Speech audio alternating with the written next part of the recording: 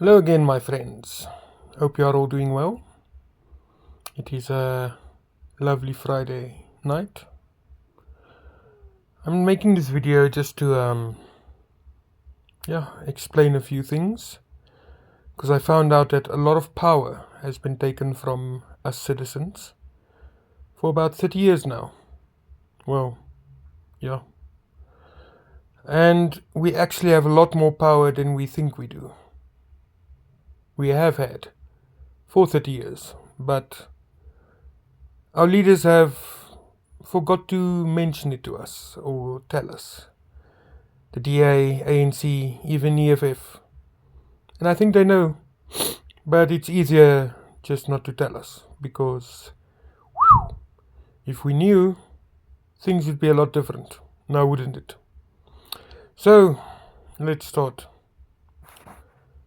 Who here knows about the Constitution and legal documents of a country? Anyone? Yeah, it's much more than just a piece of paper, you know. And yeah, it's filled with a lot of jargon and big words, but it's kind of important. The Constitution is the highest rule of law in the land and is basically the rock foundation of the country. And it explains everything that we are and must do. Same with the legal framework. It is basically the supremacy of the Constitution that everyone has to follow if you live in the country. Now, why is it important? Well, that's the document and rules that's supposed to be in place. Is it? Not even close. So, yeah, the Constitution basically tells the government what to do, the citizens what to do, and outlines all of the rules and the laws. But it protects you, your rights, the government's rights. Yeah, it's basically, like I said, the foundation of the country. It was written long ago, obviously. If you read it, you'll see it's very dated, very, you can see it comes out of apartheid. It was meant as a solidarity contract. You'll see even the very preamble, you can see it was written straight out of apartheid. So we might want to update that one day. There's really no more need for that. But yeah, you can see it's an out of apartheid document. It was written as a hopeful speech. But yeah, a lot of our rights come from that, which is a good thing because it protects the disadvantaged class and calls for their upliftment, which is a good thing, but not adhered to at all. If you read that document, it kind of makes your anger rate sizzle, so to speak. Yeah,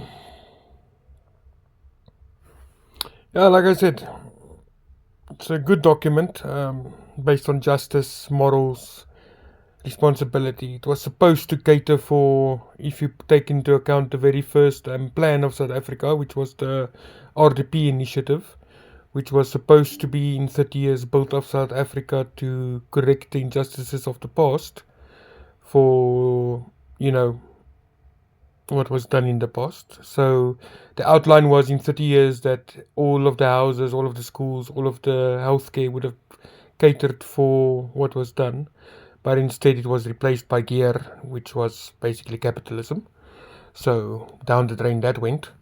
But yeah, ultimately what I'm trying to say is the Constitution outlines perfectly how the country should be.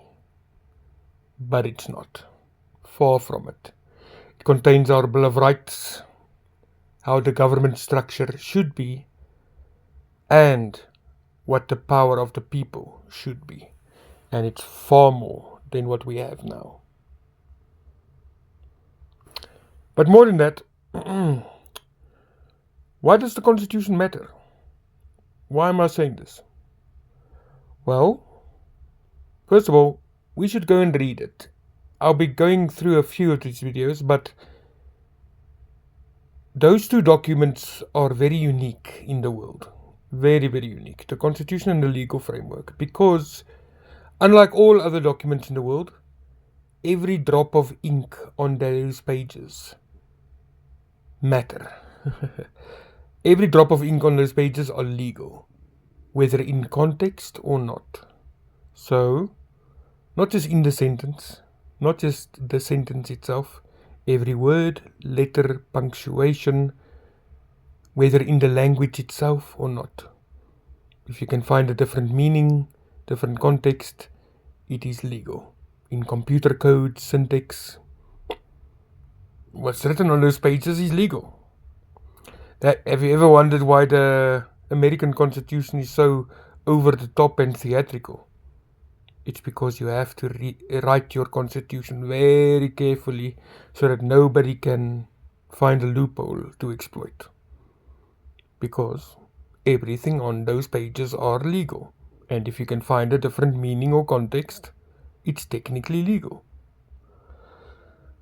That's why if you read those documents, you'll technically find, even if the people take back the power, the ANC, DA and EFF, whoever, will not face any prosecution, ever. Because there's so many loopholes in those documents, like the tenders, for example.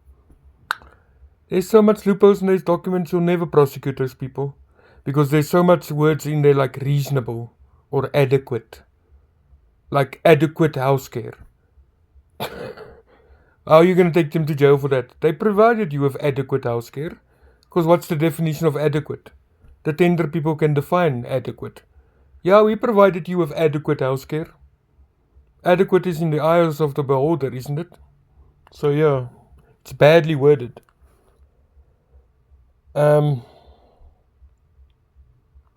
So yeah, that's the series I'm going to make now, is explaining the Constitution, but also explaining the vulnerabilities in each section. And I found that is a lot, especially taking into context the new languages we have in modern day and AI that can easily exploit our Constitution by rewriting and scrambling the words. And the vulnerabilities that can be taken into account in legal law. A lot of vulnerabilities. Like I said with the tender situation. There's no way you can take those people to court or legal. And what frightens me the most is the power the people are supposed to have. And our involvement in all government affairs and decisions that are supposed to be made. Let me just say this, for example. On any decision that affects the country as a whole, we are supposed to have a lot more say. From the very start of a bill's introduction to the very end. And although they say the avenues are open to us, we don't even know what the avenues are. And we're supposed to be able to sit in and weigh in on every parliamentary seating. Even something as massive as the SONA. The public is supposed to be able to sit in, however many of us want to be. Can we? I don't see any public citizens sitting in there. In fact, they always say, just us 400. No. Anybody's supposed to be able to go if they want to.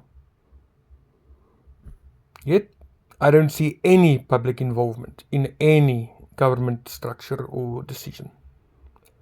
But the very Constitution says South Africa is unique and the people are the government, or is supposed to be involved in government. Because South Africa is unique in its historical context. But we'll go over it. Happy weekend, people. Stay safe.